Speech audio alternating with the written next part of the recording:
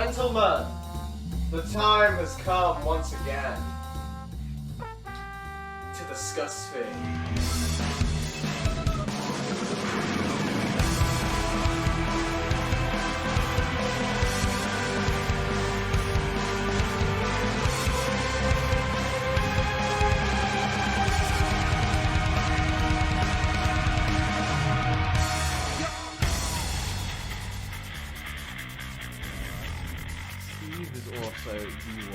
Ian, oh boy, he's the. If I see Ian one more time, I swear to God, I'm going. Hello, everyone. Welcome to an episode of Geeky Gentlemen. I am a geek for fun.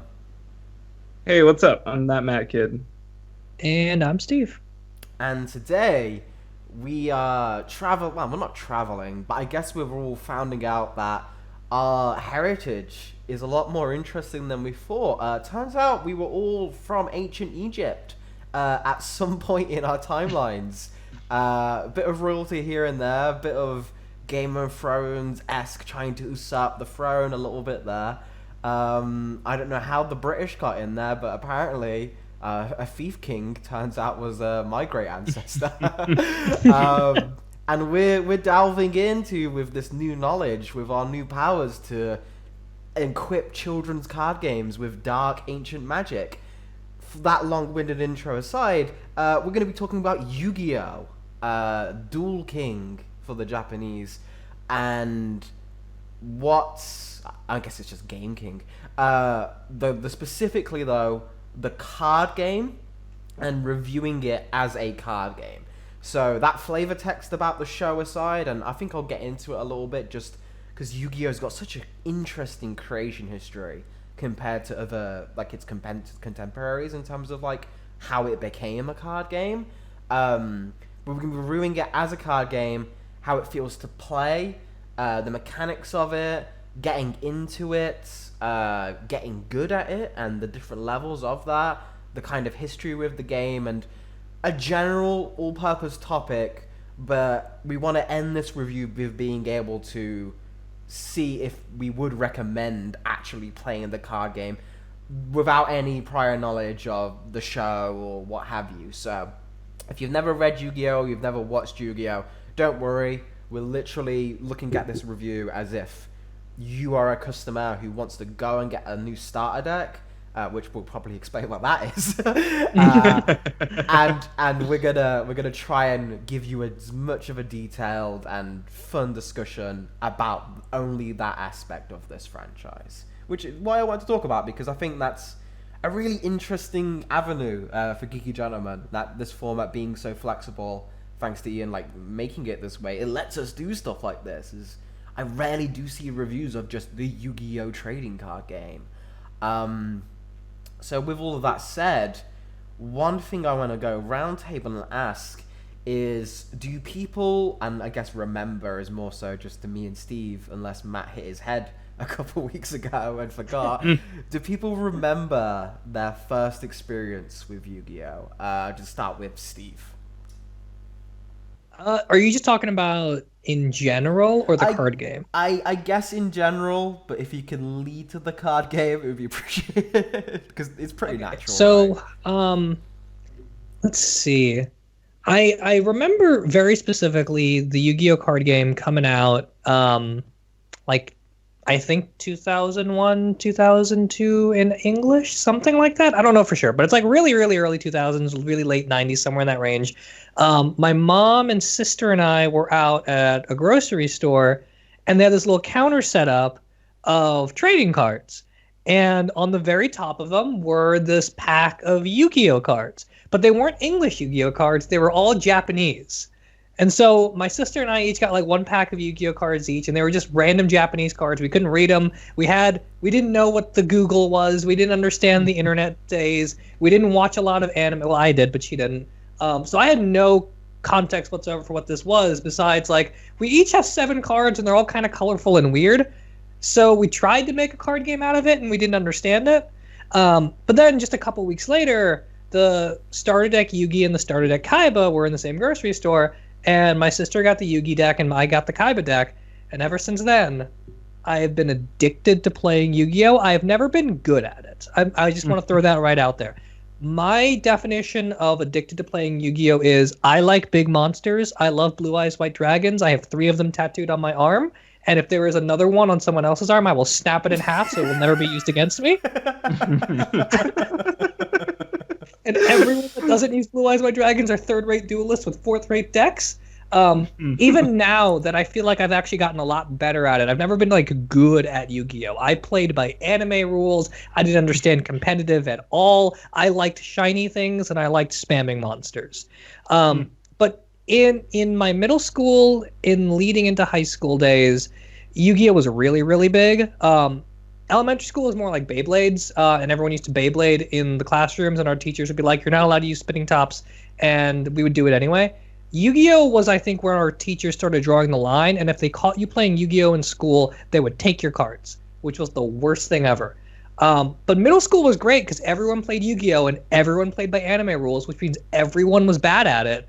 And so if you could bullshit your way into an argument of why you won, you were like the coolest kid in school. Like the literal school hierarchy was determined by how good you were at bad Yu-Gi-Oh! And it was fantastic. You lived in It was my favorite thing ever, and I miss it so much. And then lo and behold, I started playing modern Yu-Gi-Oh! About a year ago because my best friend, he actually knows how to play Yu-Gi-Oh! And he actually understands how to play competitively. And he's taught me competitive Yu-Gi-Oh! For about a year straight now. And now we can actually play and have like decent conversations about the game. But until about a year ago, the most I knew about Yu-Gi-Oh! Was the anime up to 5Ds and Blue Eyes White Dragons were the best monster ever. I mean, I can understand a lot What else of do you that. need to know? Exactly right. The blue What eyes else part do you need? specifically, you're pretty much set for life. My experience was a lot like that. I think I'm not sure about which one of these happened first because it was very early memory, but I know my first 2 experiences with it were one, I got a magazine from someone in my family. It could have been my mom, it could have been my aunt, or what have you, from Shonen Jump, simply because it had Goku on the cover. I was like, oh, he likes that. It's the guy with the spiky hair, which could have been Yugi, but it was definitely Goku. But what they would do sometimes is, in Shonen Jump, they'd have promotional cards for Yu-Gi-Oh! So when I got the Shonen Jump thing, it came with a Light and Darkness dragon, and I was like, oh my god, this looks so cool. It's a dragon, but it's like one side's white and one side's black, and it's got like these high numbers. I've seen Pokemon cards, you're lucky if you get like 150. This is like 2,500. Just like, what the it's like the power levels. So I was just like, whoa, this is crazy. So that got me interested in just like, oh, these cards look really cool. I love the art style. And then my first major experience playing with it was on the Game Boy Advance. There was a game called Yu-Gi-Oh! GX Duel Academy, where you would basically make a character and go through the events of the Yu-Gi-Oh! GX series, which is, bit for people who don't know, is like Yu-Gi-Oh! But as like Hogwarts. And you go through all of that, and you build your deck, and it's a really good, in very much the same way where people would say, oh, the Pokemon trading card Game Boy game is what got me into the card game. Playing that Game Boy game was very handy because you got access to all these cards, which you could never afford in real life to have that many cards. So it gave me an understanding of the game where I couldn't bullshit my way out of it because it was code and I couldn't lie to the computer. So I got to understand these things. So when I did eventually, me and my friend Brandon, where we were in primary school, which I guess would be the below middle school for you Yanks, where we were in primary school, and we did manage to get the Yugi starter deck and the Kaiba starter deck. We had more of an understanding of how to actually play the game because we had like a Game Boy game to teach us. We started doing that a lot, and whenever it was on our lunchtime, we'd always just play Yu-Gi-Oh! And then we'd act it out with the show, or make the cards come to life, or sometimes we just use the cards and use the artwork for other things. nowadays I guess you call it D&D, but back then it was just like kids playing and making stories and just like, oh, we found this sacred card. So I'd leave my really rare cards in like a forest somewhere so I could pick them up and pretend like, oh wow, I found it from the sky. And it would just be wrecked because it'd just be in the dirt for like an hour. So we do all of that, and then when we eventually got to secondary school, which would be like middle school / high school as like one big thing where you do it longer, that's where I became the infection. That's where I brought the Yu-Gi-Oh to my secondary school, and went from my small circle of friends who I got into it. It eventually spread out a little bit. It was never to the point, Steve. I wish it was, because if it was, my life would be very different. If the social hierarchy was about Yu-Gi-Oh, I would be king of games. We would still make sure whenever on our lunch times to play Yu-Gi-Oh and just talk, and that was the one that always kind of took off. It was never Magic the Gathering or Pokemon. It was always Yu-Gi-Oh that people would come back to. And then after that, I kept up a bit with my friends, but until recently, I did kind of fall off Yu-Gi-Oh because when I had to go to university to do my law degree, I was traveling away to a different part of the UK, so I didn't have any contact with other people IRL, so I didn't have anything to play with the cards. And Yu-Gi-Oh, as we'll get into, is an evolving thing, so eventually it started to become unrecognizable to what I'd liked. But whenever I actually get into the online scene and the fan community of Yu-Gi-Oh, which is really, really supportive, really healthy, it reminds me of a lot of like the Sonic fandom, where like the fans will make better Yu-Gi-Oh games than Konami ever will. Another chance to dunk on Konami. But we would keep, I would at least, I would play it online and go against dual bots and make my favorite decks from the anime and make this big, massive list of just like how to make these anime character decks work as like more competitive decks, and that was really fun. I would do those with other friends as well, so my Yu-Gi-Oh thing has definitely moved on to more online than physical. I would like to get back into physical, but there's prices involved. But yeah, it was more of a saga of really being into it physically, and I guess I've kind of come back to my roots, where now my main exposure is once again through games and online and not actual cards where I have to worry about all the money. What about you though, Matt, as the newbie? Yu-Gi-Oh, where did it intersect with your life? I mean, actually, my relationship with it is not all that different from like yours or Steve's. Just in that I was exposed to it pretty young, and in fact, I did do a lot of Beyblading in like elementary school. I was all about Beyblades, and yeah, like I collected Pokemon cards, right? So I was really into Pokemon. I collected Pokemon cards, did not know how to play that game, but that was kind of my introduction to collectible trading cards. And so just some people I knew in like elementary school were really into Yu-Gi-Oh! And, that was about the time where I was, into, anime was getting popular and stuff like that. And I'd seen the anime, and I've seen most of the original anime and was a big fan of it growing up. And so, yeah, I did get into it. I was never good at it, for sure. And I mostly just collected the cards, thought they were neat, and occasionally played with people via anime rules, a lot like Steve. Where my story kind of differs, though, and this kind of gets into just life stuff, I went to a private Christian school for my elementary into junior high. And they decided that Magic the Gathering and Yu-Gi-Oh! I'm not kidding here. They decided all that stuff was evil and witchcraft, and you couldn't play it. Couldn't yeah, do it it. totally is. They're not wrong. Yeah, Absolutely. I don't disagree with that. So couldn't play it, couldn't do it. Instead, everyone started playing some TCG called Redemption, and I played a little bit of that. That was look up the Redemption TCG if you want to go down a rabbit hole, because that is fucking weird. So I just had these Yu-Gi-Oh cards and like no one really to play with, because like it was funny because my parents never really cared about that stuff that much. Like they were big and they were a very religious family, but they didn't, like they still let me read Harry Potter if I wanted to. But sort of like Harry Potter, none of my friends were into it because a lot of their parents didn't let them play Yu-Gi-Oh or didn't let them do these things. So if you got no one to talk to about it or you got no one to play with, especially with a trading card game, there's not a whole lot of incentive to keep begging for allowance money to buy more cards. So I just kind of fell off of it. And like I think the anime I watched the original anime and stopped when the sequel series, which I guess is the whatever the next where they're at the school or whatever. Mm-hmm.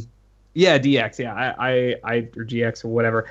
Yeah, I stopped at that point, not because I just hated it or anything, but I just kind of moved on with my life. And then every now and then Yu-Gi-Oh would pop back up. I know in high school, like I still had some cards, and my friends had some cards. They just were kind of collecting dust. I know in high school, occasionally we broke out the cards and tried to muster our way through a game, adhering very loosely to the rules. But outside of that, it was pretty. It pretty much dropped off right in junior high. And then recently, about a week ago, a buddy of mine who is very into Yu-Gi-Oh! My wife and I play the Star Wars Destiny TCG. We taught him how to play that, which is a pretty simple game to learn and get into because it's a pretty new game and it's already canceled. So there's not a lot to it. So he's like, oh well, in return I'll teach you how to play Yu-Gi-Oh! So he brings some decks over and he's like, all right, this is my Sacred Beast deck, this is my Shadal deck, and I'm just like, the fuck are you talking about? And then he had us play through a game that was like me versus my wife, that was basically him playing against himself because he would go over to my hand and then go over to her hand and try to like coach us through what we should do. And it was crazy to me how much like crazier it had gotten since the last time I'd touched the game. So I was just like, it was an interesting experience to revisit it, and not only revisit it, but revisit it through the eyes of someone who's more into the like competitive and like the meta stuff. But I have fond memories of Yu-Gi-Oh! And I've always thought the art design on the cards was cool. They're cool to collect, if nothing else. I mean, they're really great cards. So I mean, I've always had a fondness for it. It's just never something I followed or ever had a desire to really play competitively. Mm-hmm. And I think then that's a good segue to talk about the game itself. And I think for the most part, I want to talk about, well, not Duel Monsters per se, but basic Yu-Gi-Oh! Before you get into the additions, right? Just the general mechanics that were the foundations of the game. With the fact of summon, life points, 40 card deck minimum, graveyard, all of that kind of stuff. Like how many cards you have on the field, spells, traps, all of that. That's what goes into making Yu-Gi-Oh!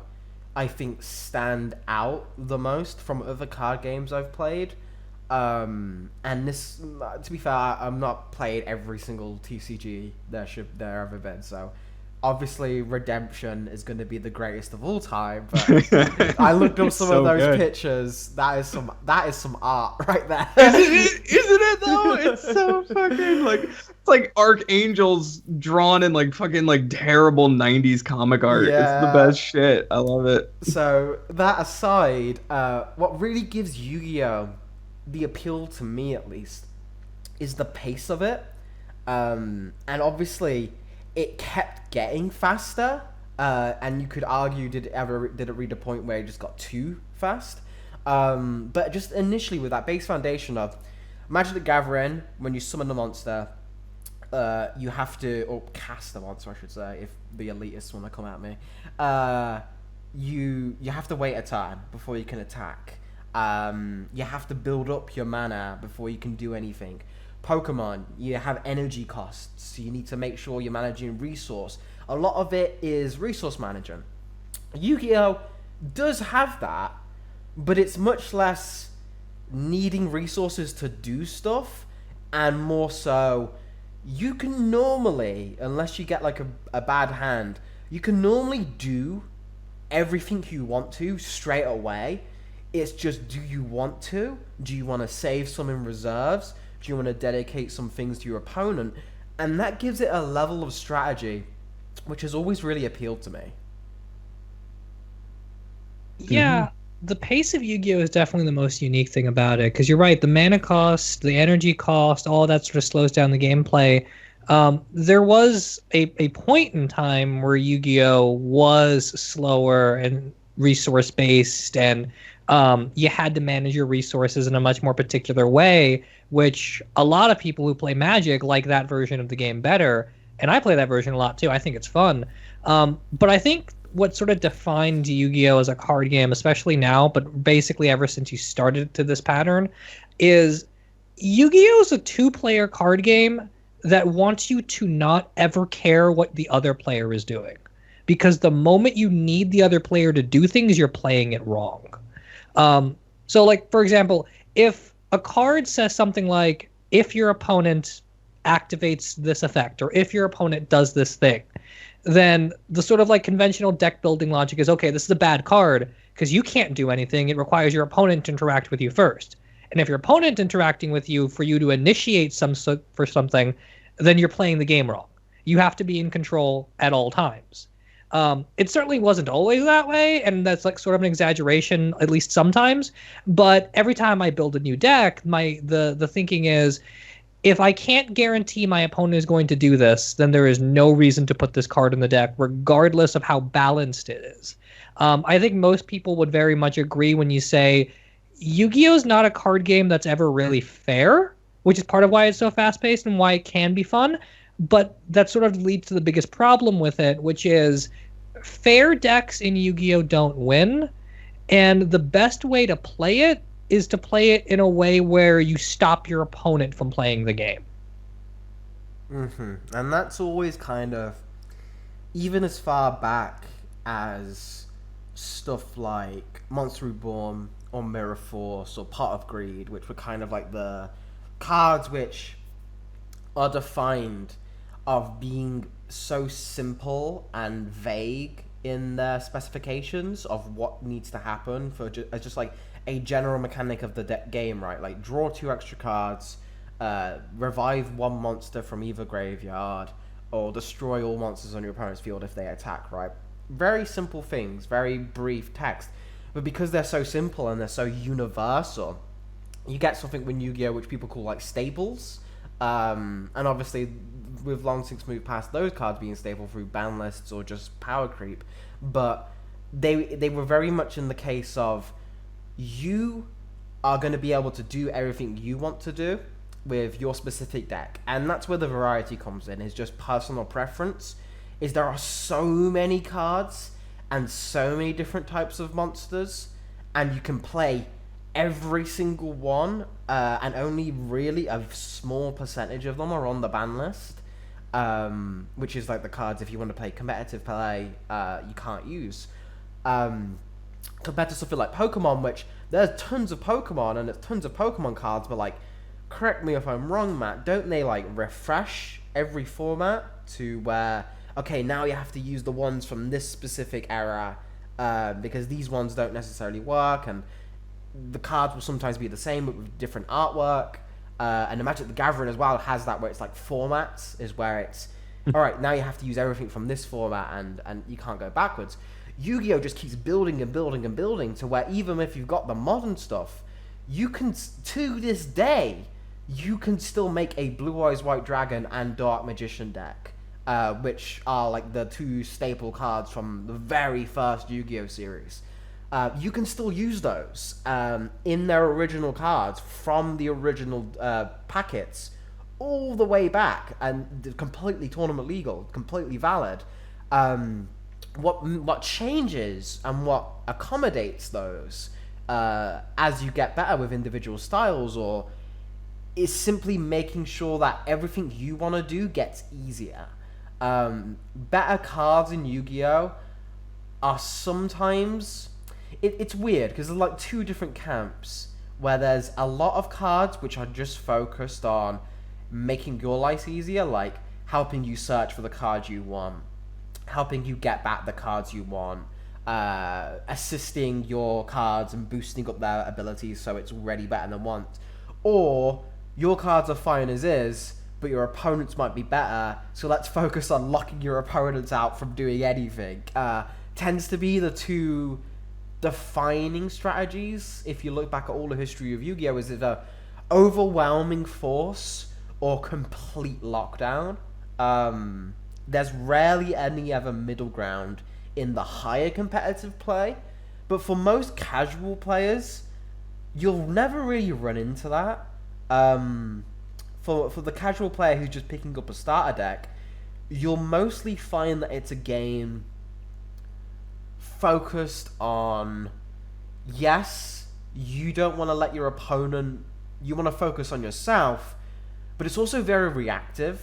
Yu-Gi-Oh! Is a game that has incredible shifts and kind of befitting of it coming from a shonen manga and something that wasn't, that was, the Yu-Gi-Oh! Card game was created in a narrative setting first and then adapted commercially.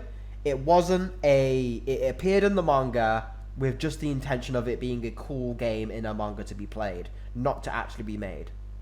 And then it got made into an actual game, and then it took over everything, which I think is the reason for why it plays the way it does, because something like Pokemon or something like Magic the Gathering, which are made as games first and foremost, Pokemon in a different sense, but it's still got that game roots.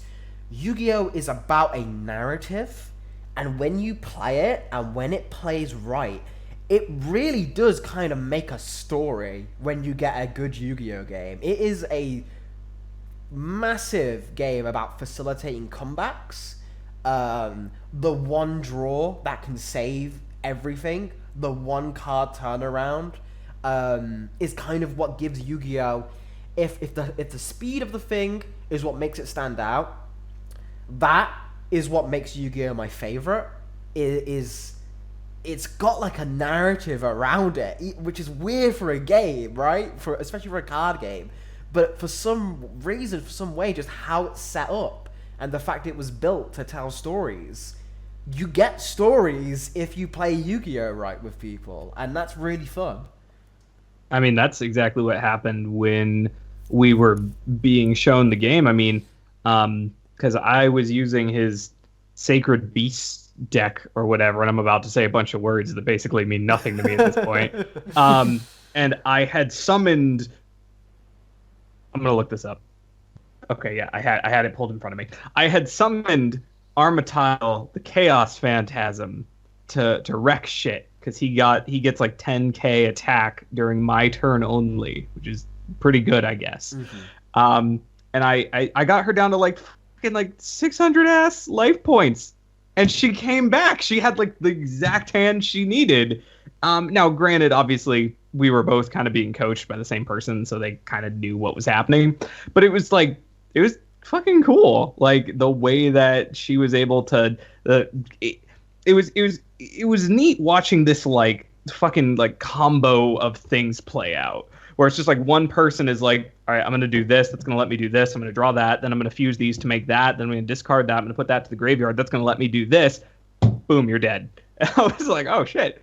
And there's something like really kind of cool about watching that unfold.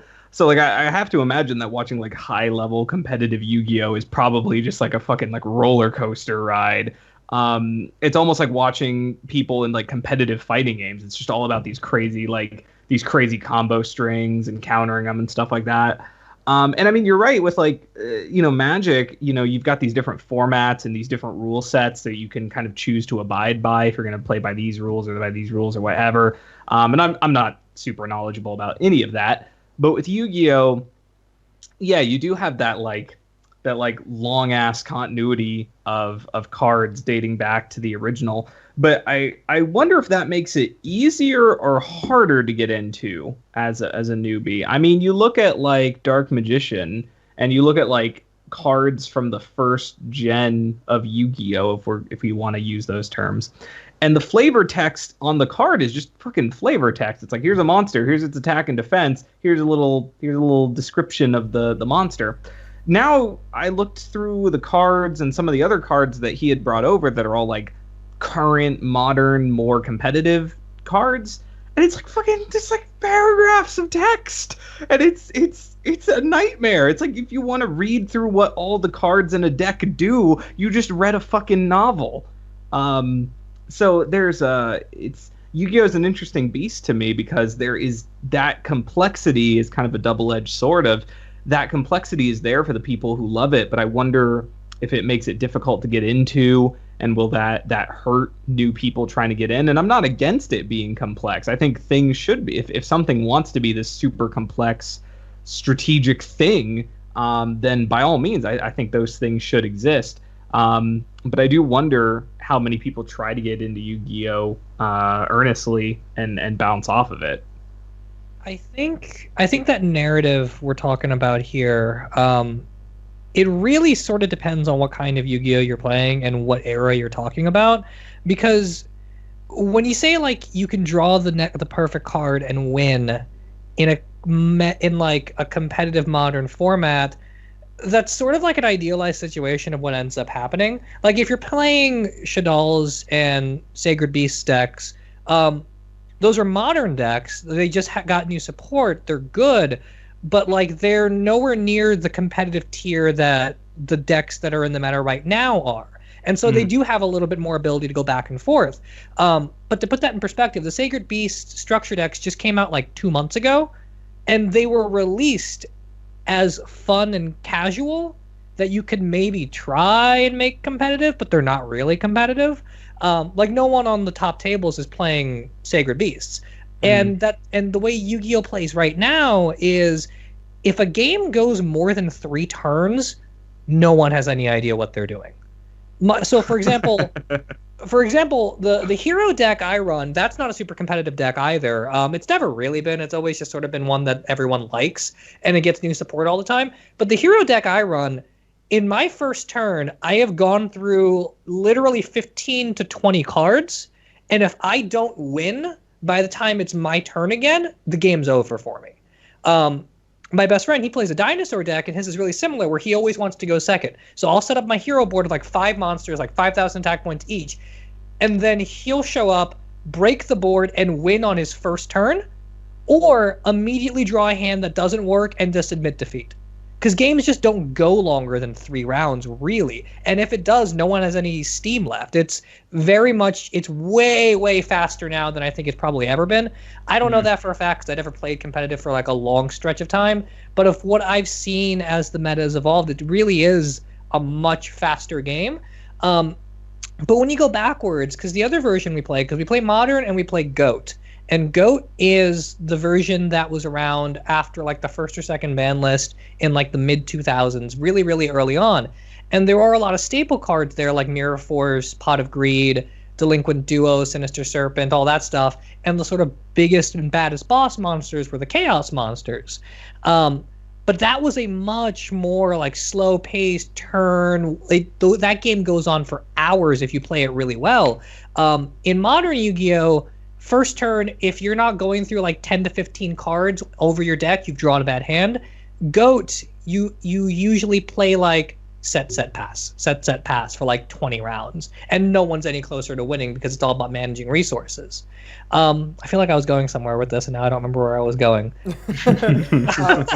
I think you make a really strong point there, Steve, where that is definitely the reality of top tier Yu-Gi-Oh, but it's a little bit older than just recently. Yu-Gi-Oh goes in phases in terms of competitive, and even when I didn't play Yu-Gi-Oh as much, I always made sure to try and check out the World Championships every year and just watch that. I always think that's a good time because they bring like the voice actors from the anime in as well, and they make it like a fun event. And it's always cool just to see of like, oh, who's the Yu-Gi-Oh World Champion? It's just neat to me. This is the nerdiest sporting event I watch. So whenever that would happen, I think the first time that Yu-Gi-Oh really got to that state of overwhelming speed, because one-turn kill decks have always been a thing, ever since, I guess you could say, Chimera Tech over Dragon, so since Fusion, really. And this is where I guess I'll get into, like, Yu-Gi-Oh adding mechanics. Originally, Yu-Gi-Oh, you had normal monsters, and you could get special monsters through using a ritual card, and they'd be called ritual monsters, or you could combine two monsters together, and it would be called fusion. And that was the same way for all through the first two series. But they just added more complexity to fusions in the second one. They made it more of a focus. Then, when they started making 5Ds onwards, it became a trend of Yu-Gi-Oh! To add a new mechanic, a new type of monster with a different color card every single generation.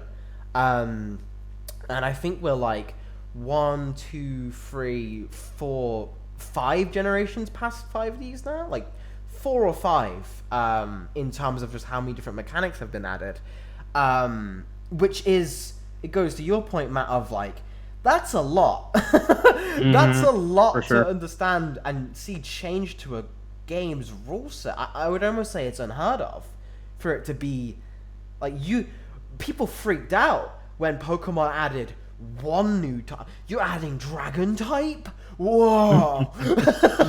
Nani? Legit, right? People were like, oh, that's pretty risky. Will the game be the same afterwards? But like, Yu-Gi-Oh! Has been doing that for years. And like, new, like, completely different rules of how you play it. To the fact where like there's different master rules now with different things. But to go back to the speed point from Steve, that as a result, as different mechanics got introduced, and Konami obviously want people buy the new cards, so they made the new mechanics the most powerful thing. You got much faster with Synchro, and then once you got XYZ or Xseed, that's when things started to pull back a little bit, because a lot of those cards were about resource management, about like detach a resource and so on and so forth. But it was still pretty fast. It just was in that manageable tier stuff. When you got to pendulums, that is where the game changed forever. And I'm not saying in a good or bad way. It's, people still love the Yu-Gi-Oh game, but it is definitely, that is a turning point in how Yu-Gi-Oh game design changed, where before that point, every year or so, you'd normally back and forth between, the World Championship would normally take like an hour, and then the next year it would take like 5 minutes. And both times they'd play 3 games each. So it was just wild. Like, you'd see the same people in the same championships with like basically similar decks, but just because of a couple of cards that came out that year, completely changed how they played. But it was like a back and forth thing. It was just like, those were just two different styles of play that would take prominence. Once pendulums came out, speed was the name of the game. If your deck couldn't do that, of what Steve said, if your deck couldn't reliably on your own without waiting for anyone else win in the first 2 turns, don't play it. you're not going to just pack it up. It's not how that works. And what makes me say that for certain is because Konami realized that, and then they, like, for the first time ever, they tried to dial it back, and they nerfed. It's like it's a video game. Is they implemented a nerf where they were like, okay, so that was pretty wild, huh? Okay, you can't do as much with those cards anymore, but they're still pretty strong. But then they introduced Link monsters, which was the exact same problem. As cards got stronger, they got easier to get out. Which I think is the key difference, and the thing that changed Yu-Gi-Oh forever is up till, I say, Synchros is where you can definitely make the argument still balanced to the older cards, even though they are definitely the better version. XCs is where it gets okay a little bit, but then past that point, it's definitive, where Yu-Gi-Oh! Used to work, where you would build a deck around weaker monsters with cool effects, were easier to get out, but your boss monsters normally took a couple turns, but when they came out, it was like a whoa moment. It's very much like the narrative thing of like, this is where they get out their key monster. When Blue Eyes White Dragon was on the field with 3,000 attack, it didn't matter if it didn't have an effect. It was just intimidating on the field because there wasn't much you could do about that unless you had your own powerful monster or your own spells and traps. There was that element to it. As Yu-Gi-Oh! Kept going on, and I can only assume they wanted to do this just to make it easier for players who weren't as skilled to get their cool monsters out consistently. They made it easier and easier to get out the strongest cards, to where most decks now, if you have a boss monster which you can't get out in the first turn, it's not very good. Even if it's got like a really busted effect, if it takes forever to get out, just it's never gonna see the light of day. That's something that changed in Yu-Gi-Oh, which kind of made me prefer the older ways, just because I liked that pace more, where it was faster than the other card games, but you could still spend a good like hour or so on a set, or just on one game, depending on how much it go. It was a nice back and forth. The 8,000 life points really made it get intense and have different phases and such. That's where Yu-Gi-Oh! Shined the most for me. And ever since, I guess that's like 2013, 2014, where the game changed to this new state, where it's a lot more like, I don't know, I guess the closest example I could say is something like poker, where like your initial hand determines everything you play. Right. Mm-hmm. Yeah, the boss monster point is really apt because it kind of gets into the problem I have with modern Yu-Gi-Oh! And sort of the problem I have with the sort of progression of good cards and competitive decks in Yu-Gi-Oh! In general. But so like back in the day, when my friend and I played GOAT, the sort of best card, not literally the strongest card in the game, but like the best card would be something like Blackluster Soldier, Envoy of the Beginning, or whatever it's called. Which basically the way that card it works is it's got 3,000 attack points, the big beat stick. Once per turn, you can destroy a card on the field, and that turn it can't attack. Or if you attack and destroy a monster, you can attack again. And that was the boss monster. That's all it could do. And it took a while to get out because the only way to summon it was to banish a light and a dark monster from the graveyard. So when you play GOAT, you try and balance a deck with equal numbers of light monsters and equal numbers of dark monsters. You go back and forth. You make sure some of your cards get into the graveyard and others don't. You count the cards that your opponent has in their graveyard versus yours. You get to a certain point by like turn 7 or 8. You're like, okay, I got 2 lights. I got a couple of lights and a couple of darks in my graveyard. I got Blackluster Soldier in my hand. Oh, but he's got a back row full of cards, so I'm going to hold it for a minute and then summon it and then take the game or something like that. And so like it was much more strategic. The boss monsters came out often, but they weren't like game enders. Like if someone summoned Blackluster Soldier, that doesn't mean that Mirror Force is suddenly going to stop working. That doesn't mean Book of Moon is suddenly going to stop working. You can play around them. Versus modern boss monsters, which you want to get out immediately, are exceptionally overpowered and largely all kind of do the same thing, which is the biggest problem I have with Yu-Gi-Oh! So if you play a GOAT deck with Blue Eyes, you can summon Blue Eyes White Dragon pretty regularly. You don't add anything to it. You just summon it out and make sure it's protected so it stays on the field and your opponent doesn't really have anything that they can do against it. Because the strongest normal monsters in the game at that point had like 1,900 attack versus the 3,000 that Blue Eyes had. So if you didn't have some way to like literally wipe it off the board, you were not going to beat it head to head. The way you play Blue Eyes now is if you draw a Blue Eyes White Dragon in your opening hand, it's a bad hand because you don't want to see Blue Eyes in your hand. Because it just doesn't help you. You want Alternative Dragon in your hand. You want Chaos Dragon Levineer in your hand. You want everything but Blue Eyes. You want to throw a bunch of Blue Eyes in the graveyard. You want to summon big Exceed monsters. You want to summon big Link monsters. You basically want to play the game in a way where you either win instantly or lock your opponent down, kind of like Alfie said.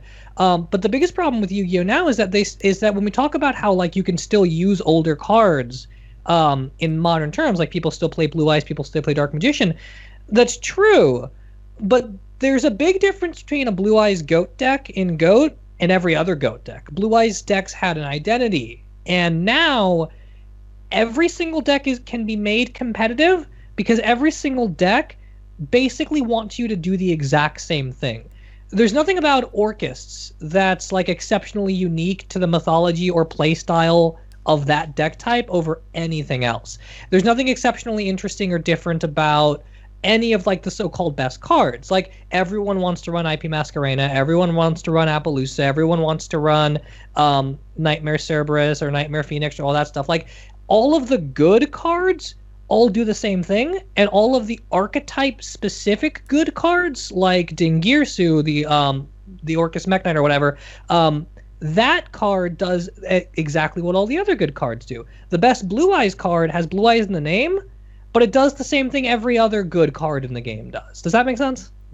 Definitely. And I think that's kind of where modern Yu-Gi-Oh! Has lost something, which the previous example I've given of Pokemon and Magic the Gathering have absolutely killed it with now, is no matter how good Pokemon or Magic the Gathering decks are, and there's definitely a hierarchy in there of like just different tier lists and such, of like what is competitively viable. If you are playing a vampire deck in Magic the Gathering, you will always feel like you're playing with vampires that are draining your opponent's life. In that sense of like thematic, the cards acting out as they would suggest. If you're playing an angelic deck, it feels angelic.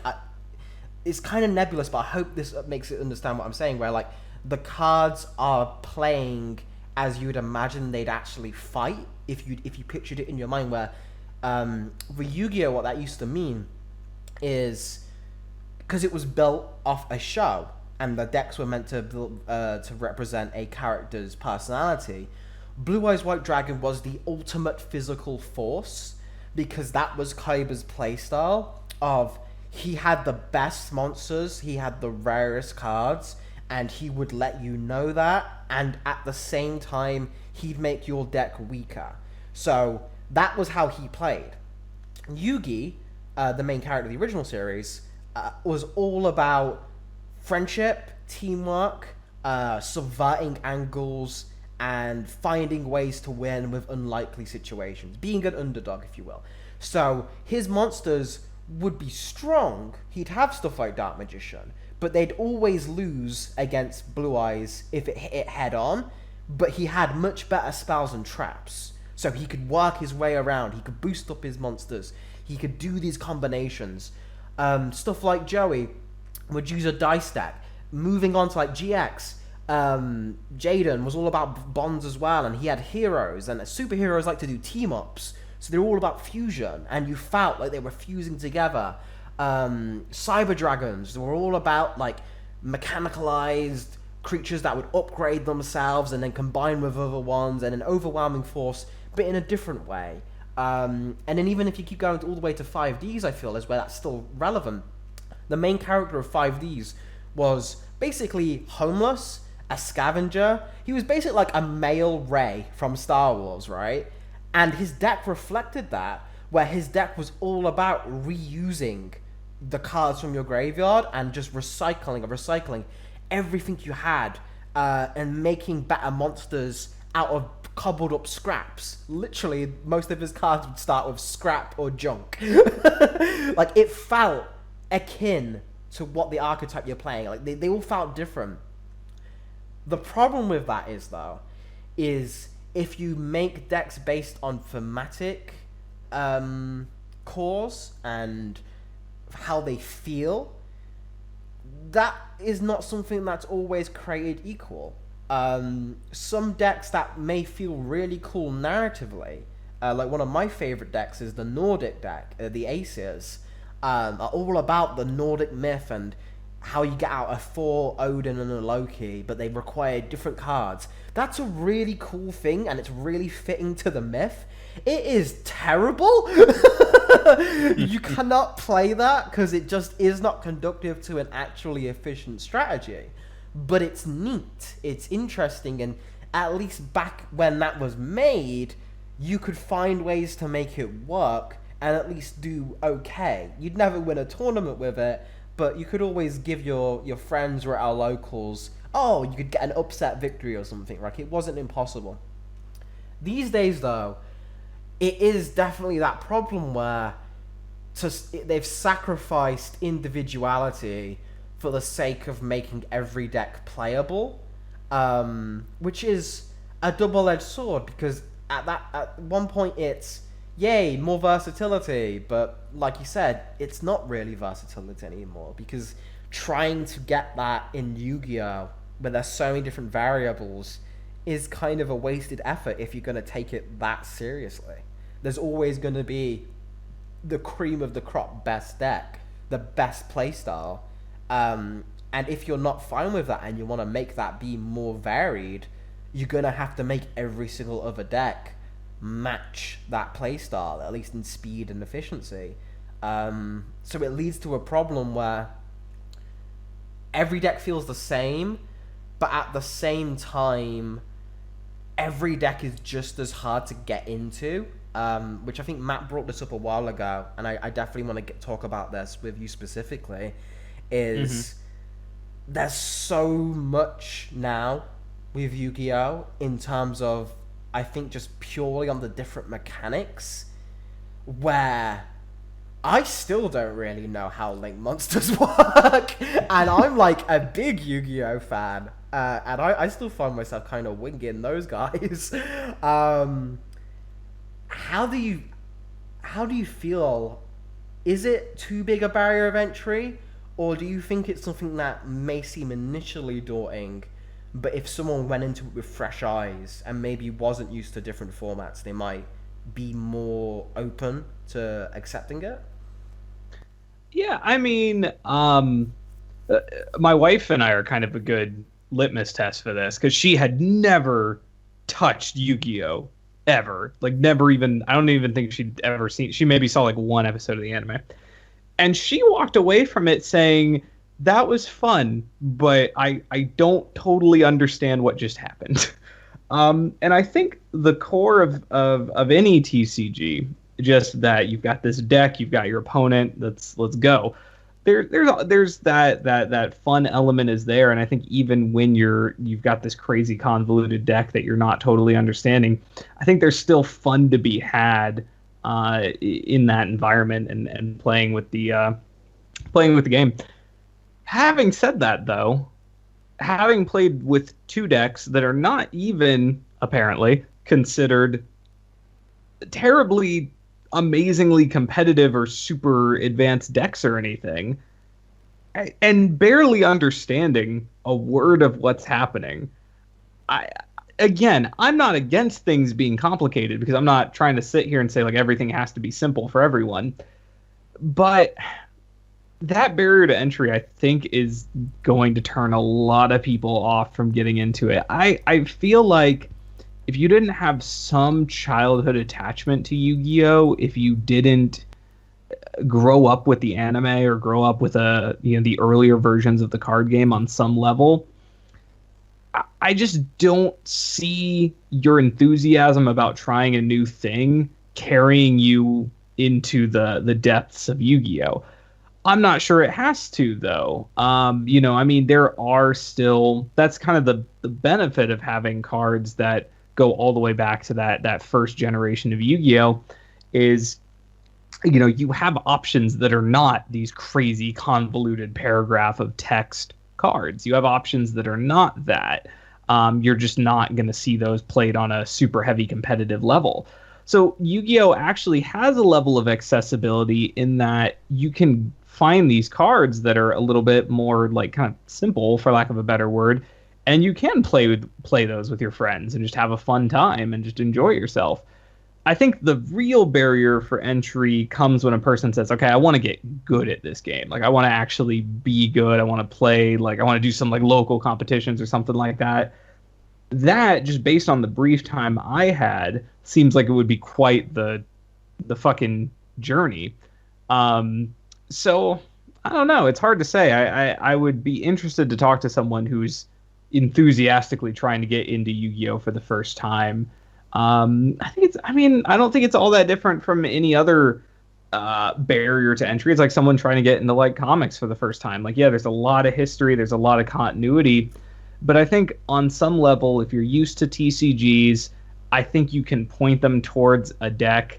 Maybe you just sit down with them and go through how it works, and I think it'll click. I think it'll make sense, because I know for me, when we were playing, there was a point where I started to say, okay, I understand why I'm doing this. I understand why it's good for me to do this. Because at first I would be looking at these cards that are like, okay, you want to put something, you take these monsters, put them in your graveyard, summon these like do all this crazy shit. And at first it was basically all Greek to me. But as we got a couple more rounds into the game, you do start to get a sense for the logic. You do start to get a sense for why you would want to make this move at this time, because that's going to be beneficial to you, because you have these cards in your hand.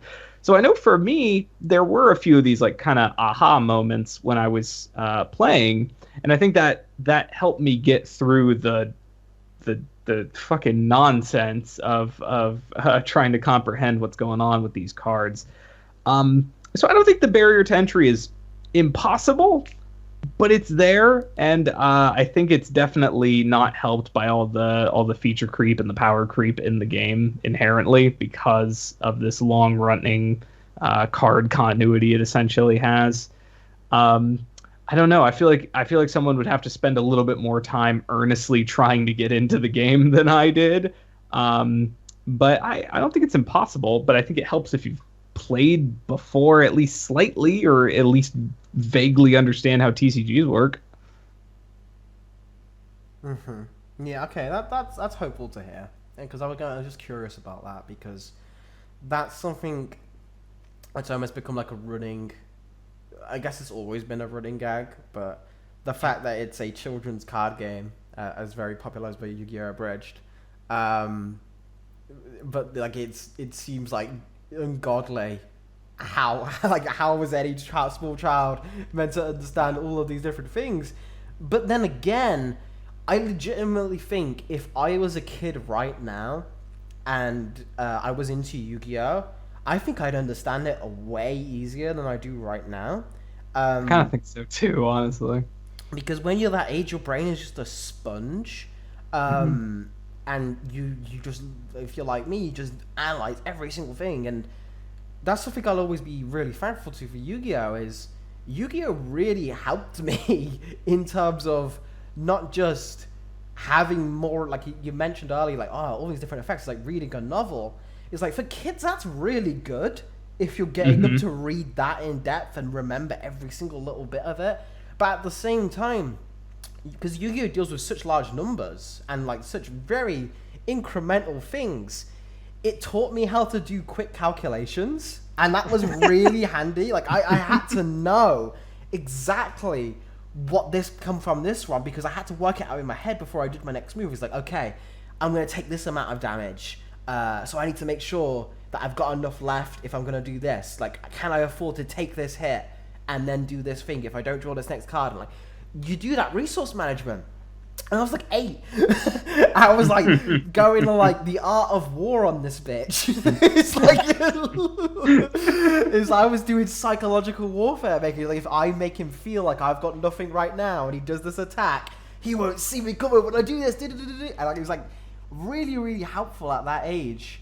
To where I do think, despite all the memes and despite how probably initially off-putting it would be, I think it might be better to get them into the show first, and they've got that, like you said, that attachment to it. The same reason why Pokemon was such a smart idea of let's make it a big multimedia expansion where you got games, a show, and if you're into one, you're likely going to check out the others. Yu-Gi-Oh was really smart about that. It kind of did it reversely, but it still happened where, like, alright, we got the manga out, but now we're going to release the card game based off the manga, and now people are going to go and read the manga or, like, do all these different things. And a lot of people don't know which came first when you ask them on the street. Like, it's interesting.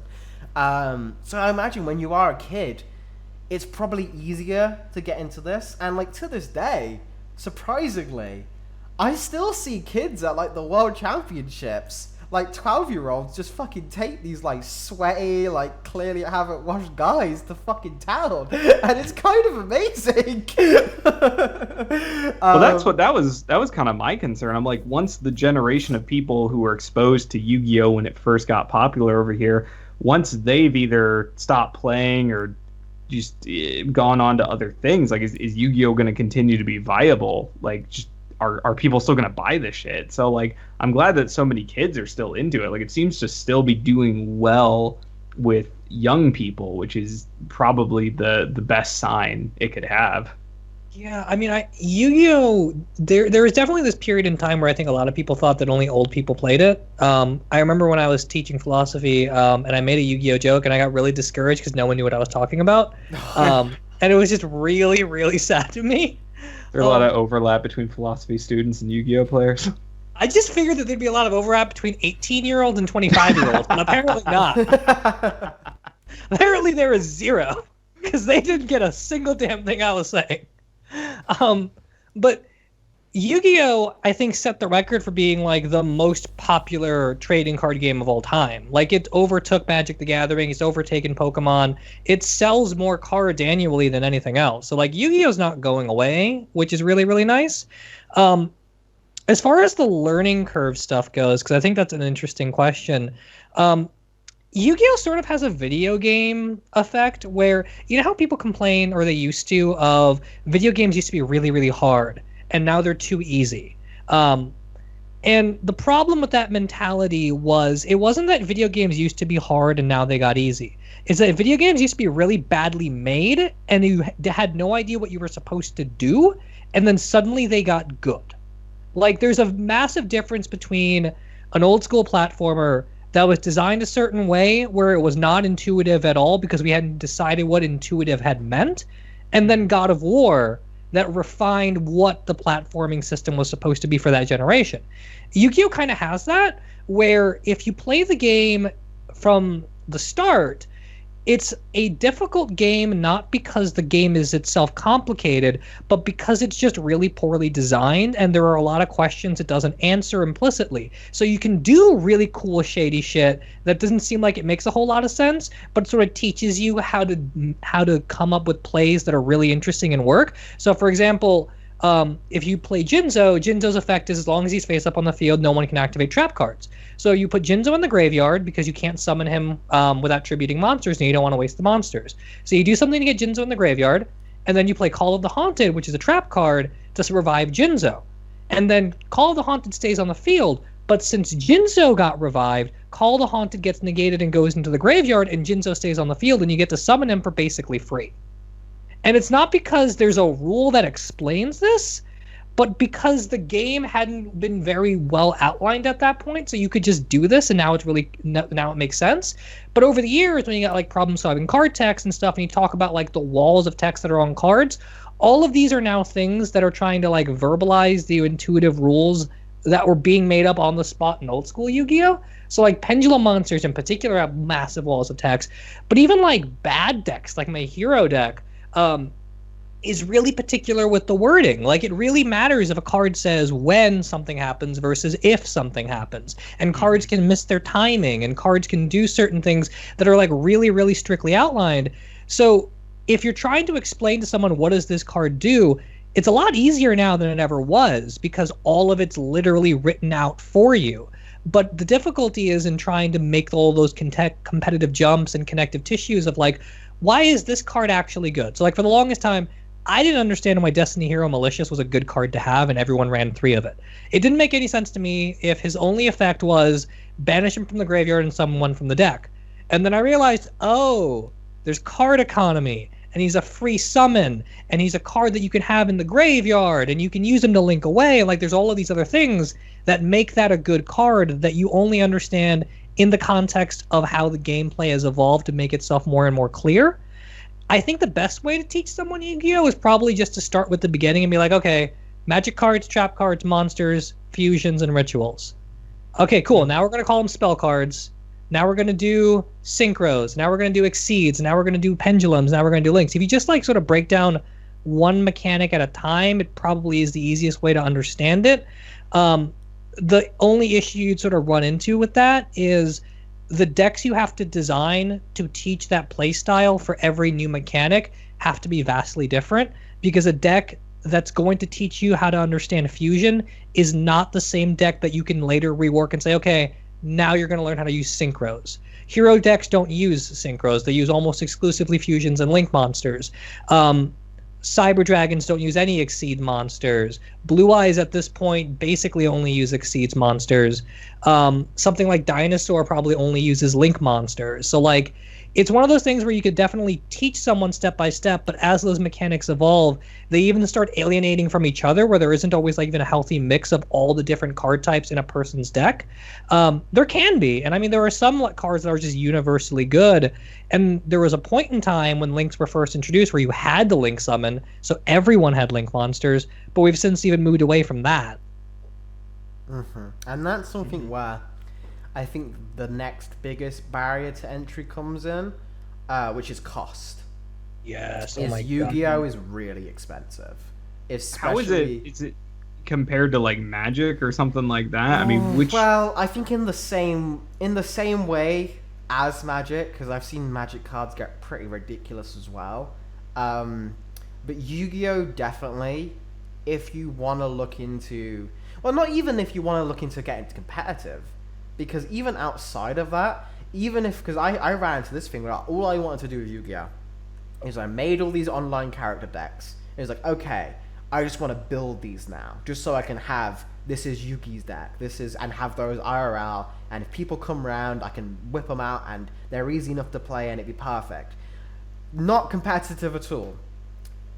They're still expensive, because Yu-Gi-Oh!, unlike Magic, doesn't just have price creep because of cards that are like, oh, these cards are really good and they're rare and they're short printed.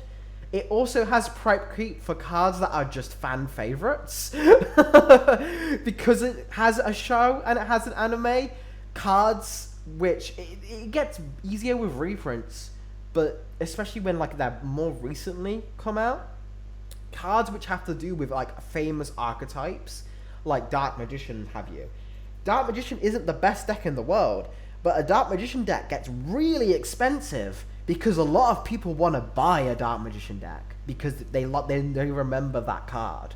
So if you want to get into it from two different angles of, I just want to play it competitive and I want to build a tournament ready deck, that's going to set you back a lot.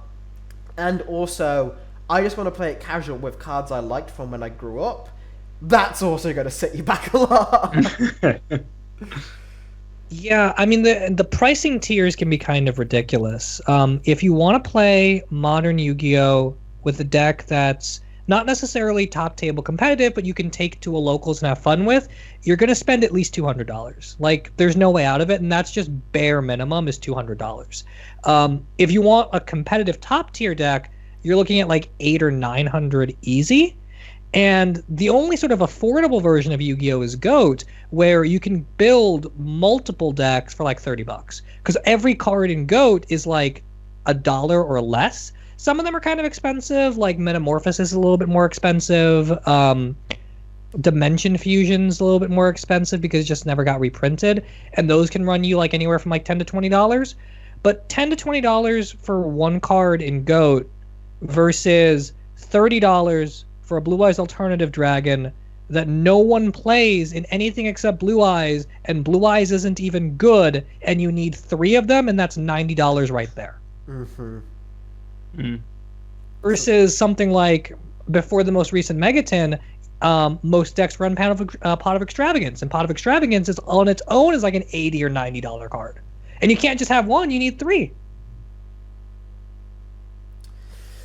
it's one of those things where that's also I mean that's something it shares in common with Pokemon, but like that's also something with Yu-Gi-Oh, which I think over time has changed a lot, where the multiple copies thing, it was always around, but it didn't nearly be so prevalent now, where like most people will run 40 card decks just because they like to have the smallest deck possible for most decks. That's not a consistent rule, but it's generally. You want to have less cards so you can get to the cards you want faster. That's then escalated to now if people will run 3 of every single card that they actually need, to where you'll be playing a game of Yu-Gi-Oh! And you'll only really see like 15 different cards. You won't be seeing a 40 card different deck going against a 40 card different deck. You'll just see different versions, which I think as something to like that I found that people who want to get into Yu-Gi-Oh! That's also been really helpful. There's a game, I think it's a mobile game, called Duel Links, which has a different format of Yu-Gi-Oh! Which is a bit more indicative of that, where it's just scaled down, the deck count is halved, the monster field is halved, your hand is halved, and everything's just brought down to a different level, so the games go by faster, but there's also less to manage, and I find that's been a good way to introduce people to a lot of the concepts, so that when they want to play the real thing, it's just a bigger version of that, rather than trying to play everything at once. Also, to get around the price point, a thing I would recommend is looking up something called Dev Pro, or Yu-Gi-Oh! Pro, or Dueling Nexus. There's so many fantastic online for free made by fans Yu-Gi-Oh! Games where you'll have access to every single card possible, and you can try them out, so then you can get a feel for a deck before you decide to put down the cash. So you can make sure, oh, I'm going to enjoy playing this. Because there's nothing, like, I don't know how people do this. They clearly have more successful income than me, where they just buy packs after packs of like booster boxes and then build decks from that. In theory, that sounds cool. No, thank you. I do not. That's like gambling to me. That's just like, I will not risk not having fun with cards before I've even played with them.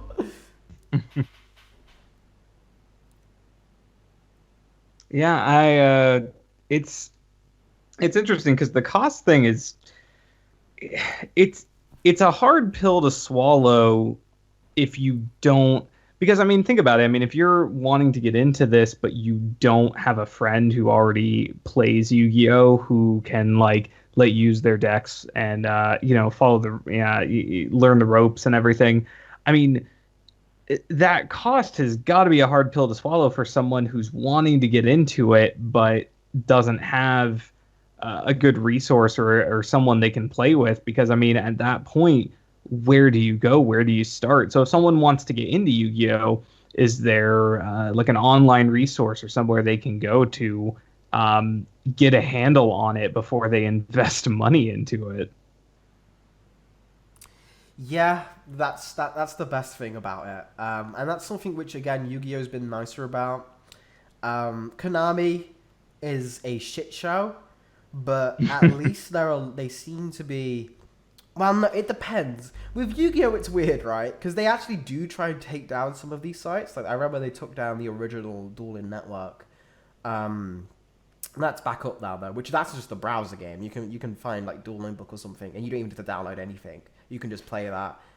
It's a little harder to play though, because you have to know how the rules work, because it's not automated. So you have to like drag the cards to the individual thing, and you have to trust someone else on the other end is like willing to play fair, because they could just bullshit and do whatever they want, because it's not an automated system. But Konami at least hasn't been as draconian as Nintendo does, or even like Magic the Gathering, where they will hunt down and eradicate any like fan works to do this, where otherwise, like Magic the Gathering, I understand you want to play the official Magic the Gathering online game, and the same for Pokemon. Those are good, but those also are built on in-game currency as well, and you can't play every card. You still have to earn it. You can't just get access to all the cards like the Yu-Gi-Oh! Online games. At least the ones that are unofficial. And even the official Yu-Gi-Oh! Games, you can normally just put in a cheat code and it will unlock all cards for you. So it's always been kind of more lenient on that end than a lot of other card games I've seen, which has been thankful because it lets you appreciate the history of the thing and just... If you like, I guess this is just my pitch to Sal as we get close to wrapping up. If you like any type of thing in fiction, if you like superheroes, if you like mythology, if you like Japanese myth, if you like Western myth, if you like King Arthur, if you like ninjas, if you like literally every single type of fiction humankind has ever made, or, and again, if you don't count as fiction, religion as well, like, whatever you believe on that. Yu-Gi-Oh! Has touched it. It don't give a fuck about your Jesus. Like, it will make him a card before, like, it will do everything. There is nothing Yu-Gi-Oh! Hasn't touched. Like, legitimately, you can name one thing and there's a Yu-Gi-Oh! Card equivalent. It's insane. And that's kind of the beauty of it, where when Yu-Gi-Oh! Is at its best, and you've got access to all those things, you can go away, you can find the look, and you can be like, oh man, I really want to make a Dracula deck. And you can do it.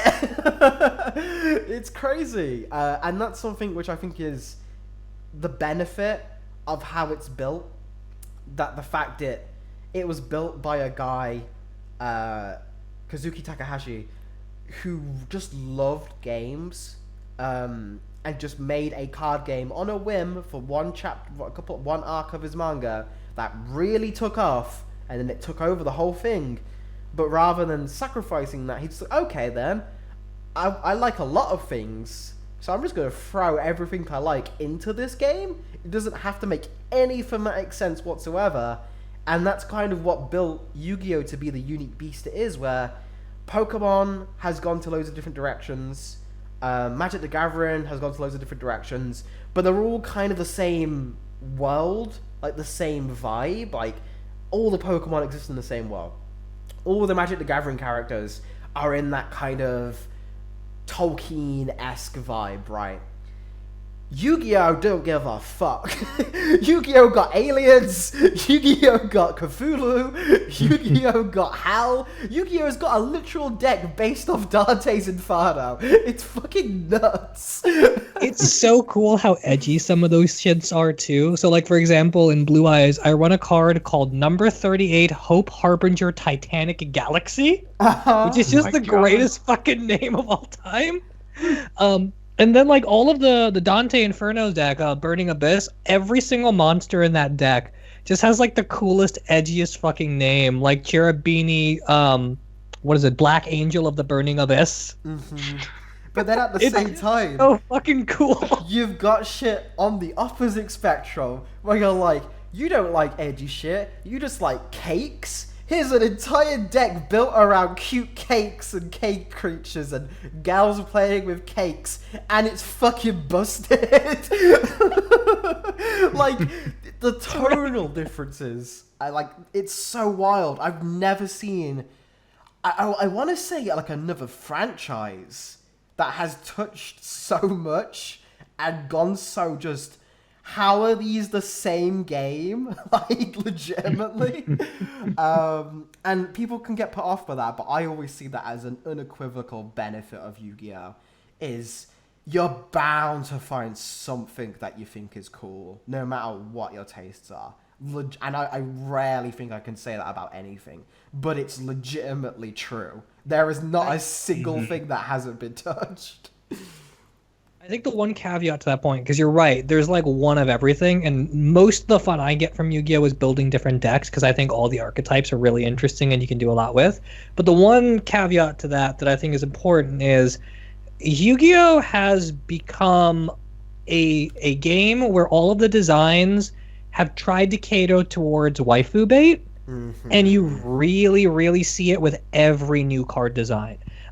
Dragon Maidens, Madolches, even some of the Orcus support cards. Like, there's a lot of waifu bait, and sometimes it's just deeply weird and uncomfortable, but other times it's just the art's just not as good. And it just looks like they're getting the same sort of like palette swapped girls over and over and over again, and they really need to stop doing that. Yeah, and that's something that has definitely been found as we've moved away from as the original creator who had such a definitive, cool art style. Which, again, if you're familiar with Yu-Gi-Oh, you're probably seeing the thumbnail of just like, once we move past 5Ds, really, is where that started to take change, where he was no longer kind of the creative designer. You'll still get some cards designed by him, but there's much less of a, even though we're doing all these different things, there was a consistent art style. Now it does lean towards a little bit more generic sometimes and falling more into more stereotypical anime tropes. And that's not to say that never happened in the original series. Like, I think Dark Magician Girl is like the poster girl of that. But it was a bit, it was a bit different when you can tell the original Dark Magician Girl art is a lot more tasteful than what we're getting now in the variants of that card. So that is something to keep in mind, is this is a Japanese game and based on an anime. So if you don't like those kind of things already, you're going to see a lot of weird shit. All right. If we haven't got anything else to go over real quick, I'm good to move on to rating and any recommendation I would give for what you would suggest for people to get into it. So, there's nothing to go over left? I do want to like really quickly mention this because I've said it a few times, but I want to like caveat it as a separate thing because I think it's worth mentioning again. But you can play Modern Yu-Gi-Oh all you want, and there's a lot of ways to play Modern Yu-Gi-Oh, or you can play GOAT. And GOAT format's probably the healthiest way of playing Yu-Gi-Oh, and it's probably the cheapest and the best way to get into it. There's an entire online community for people that play GOAT. GOAT has a very small pool of cards from the original set up to like I think the first Yu-Gi-Oh GX set. Basically everything before Cyber Dragon came out. Every card in GOAT ranges from like dirt cheap pennies on the dollar to at most like $20. The variety of decks you can do in GOAT is so much better than what you're getting now. And even though that there are certain staple cards that everyone runs, it's really hard to like be blindsided and lose to one type of deck every single time in GOAT format. And it's such a slower paced game where like there are certain decks that try to do a lot very quickly, and certain ones that want to spam monsters like Reason Gate or even some of like the machine beatdown decks. But GOAT's designed to be played as set a card, pass, set a card, pass, attack, set a card, pass. And just like it's a really, really slow burn game. Even if you don't like what Yu-Gi-Oh is and you don't like what we've talked about so far, and you're much more of I like Magic the Gathering type of person, you like resource management, you like the sort of like controlled chess style of quote unquote serious card games, GOAT's the version of Yu-Gi-Oh that Magic the Gathering players thought was its best, and it's almost a historical accident that Yu-Gi-Oh was ever that strategically refined and narrow and simple. And as much as I love playing Modern Yu-Gi-Oh, over the last year I've come to love GOAT. And everyone should, at the very least, even if you don't like Yu-Gi-Oh as it is now, at least take a look at GOAT because it's a vastly different game than what we're even talking about now. I think that's a good thing. Kind of segues nicely into it. Yu-Gi-Oh is a hard game to divorce from my own personal nostalgia and just love for the franchise as a whole. But I think this conversation has helped illuminate a lot of that, and it's fun to be able to discuss it with people in a very critical way. So I want to thank you both for that. For a rating, though, it's tough because I'm trying to think of like how, again, accessibility, fun, and going through different things. I would say Yu-Gi-Oh, when it's at its best, which is with friends, it can be one friend or multiple. You can play Yu-Gi-Oh in groups or like 4v4s or tags. or when you've got it with decks that are relatively balanced, that can go back and forth, and there's a decent amount of time there, but you're never left not doing anything, which is a hard thing to narrow. When it hits that spot, it is, without a doubt, to me, the best card game, like, of all time. Like, that's just, for some reason, it just hits a primal emotional spot for me, where it's just, like, euphoria. It's just so good. But that is hard to do, and it's definitely not consistent. So that would be a 5. Generally, as a whole, including modern, but also including Go, including everything, every facet of the game, I'm gonna give Yu-Gi-Oh! A 3.5 out of 5, where it's definitely above average, and I would recommend it, but there are some massive inherent flaws, which means you're gonna have to come into it with a mindset of how you're gonna address those and how you're gonna suit it to your lifestyle and how you'd like to play it. Definitely much better to have someone, if either just a friend who played it, or watching the show, or playing some video games, or even just looking up on Reddit or something. There's very healthy community with Yu-Gi-Oh! There's loads of tutorial videos and like stuff of how you learn. Doing that research is highly recommended, because you can pick up a starter deck and play with a rule book, but you're almost not even playing Yu-Gi-Oh! At that point, given there's so much stuff that's left off the table that you have to learn. So I'm gonna go for that for my one.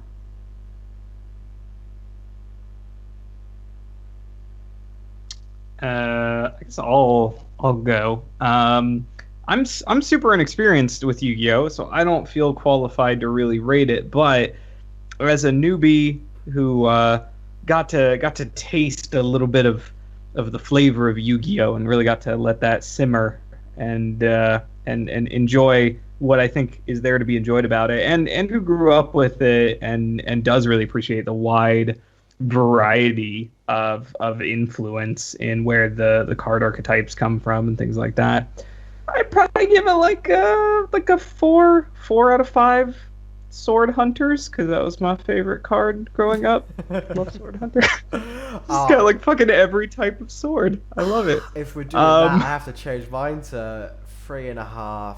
Freaking, oh god, I'm picking fucking children. I can't take Steve's one. It was a toss up between Sword. Yeah. It was a toss up between Sword Hunter and Summon Skull for me.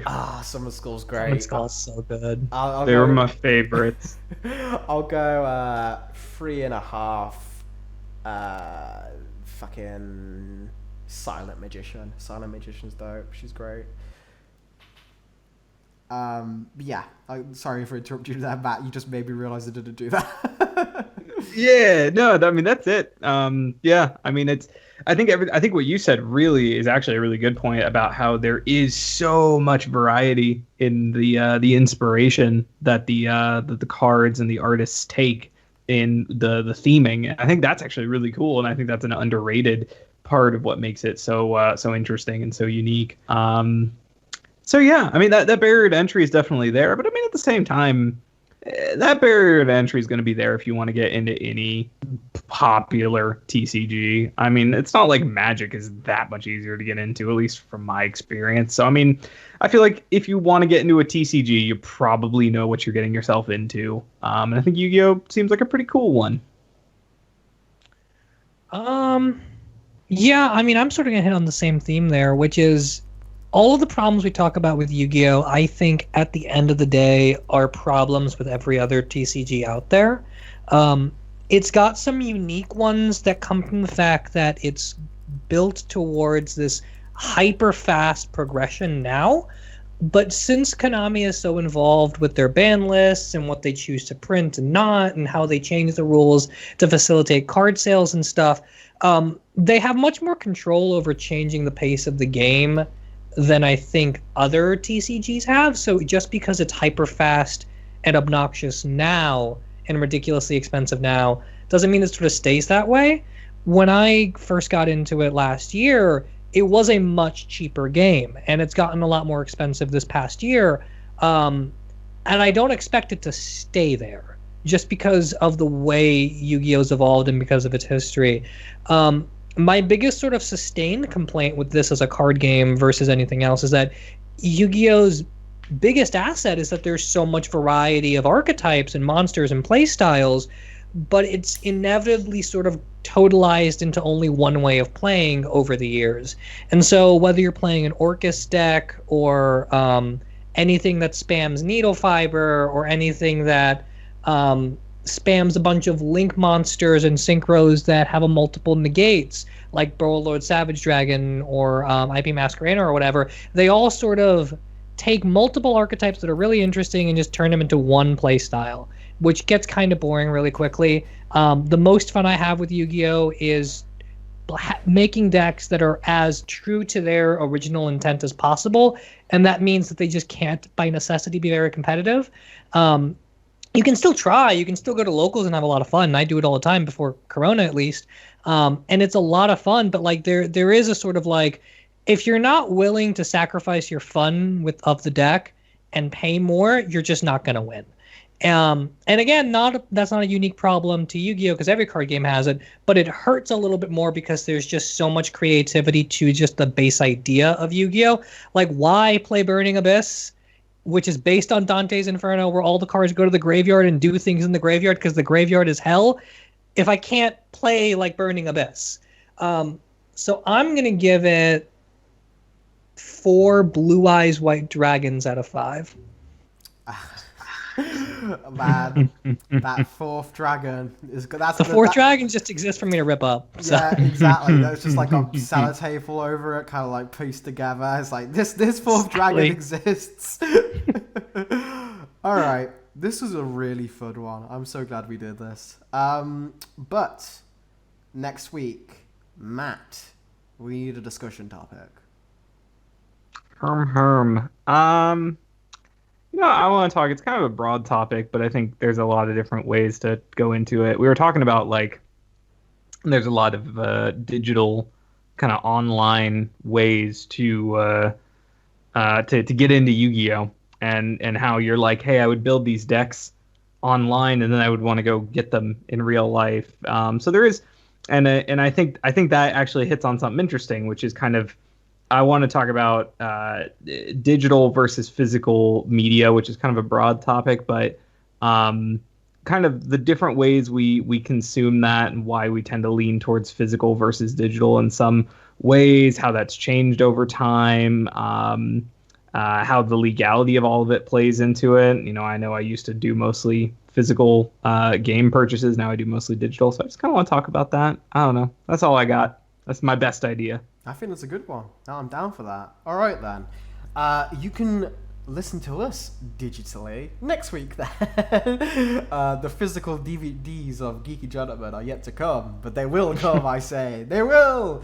Can we just print them on vinyl? Just really... Yeah, nice... laser disc. It's the only way to experience it. I am the duelist of the oppressed. I'm the Yu-Gi-Oh! Erotica lover. And I am Seto Kaiba. Kaiba! And we will be discussing fit.